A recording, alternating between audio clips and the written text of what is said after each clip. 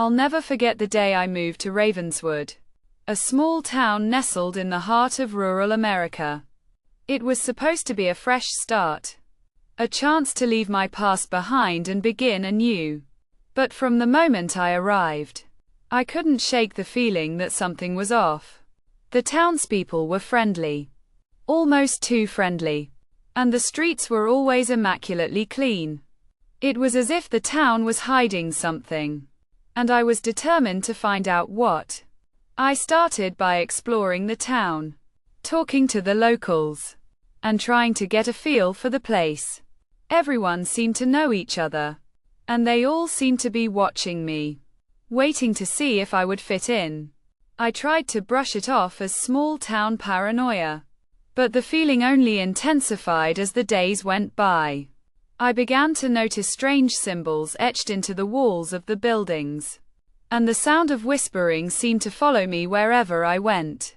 At first, I thought it was just the wind, but then I started to make out words, phrases that sent chills down my spine. "They're waiting for you," the voices whispered.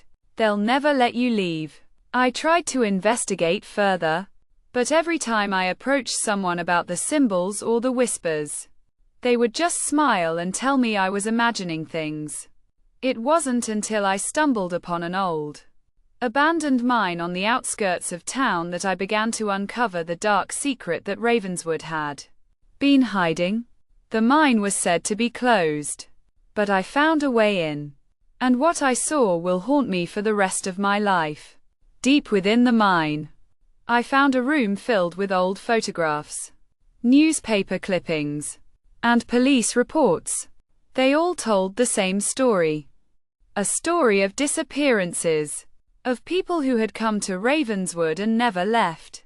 The townspeople had been hiding a horrific secret, one that had been going on for decades. They had been kidnapping outsiders, holding them captive in the mine, and subjecting them to unspeakable torture. The symbols I had seen were a warning, a sign that the town was watching, waiting for its next victim. The whispers I had heard were the voices of the captives, pleading for help, begging to be freed. I knew I had to get out of there, to escape before it was too late.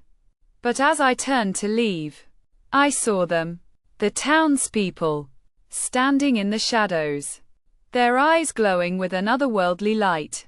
They had been waiting for me, and now I was theirs. I tried to run, but my feet felt heavy, as if they were rooted to the spot. The last thing I remember is the sound of their laughter, a laughter that seemed to come from all around me, echoing off the walls of the mine. When I came to, I was back in my bed, the whole experience feeling like a dream. But the symbols were still there, etched into the walls of my room, and the whispers still echoed in my mind. I knew then that I had to get out of Ravenswood, to escape the clutches of the town and its dark secret. But as I packed my bags and prepared to leave, I saw something that made my blood run cold.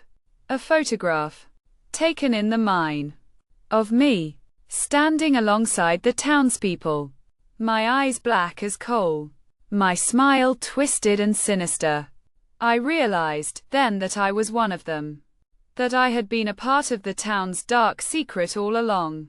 And as I looked into the eyes of the people around me, I knew that I would never be able to escape the darkness that lurked within Ravenswood.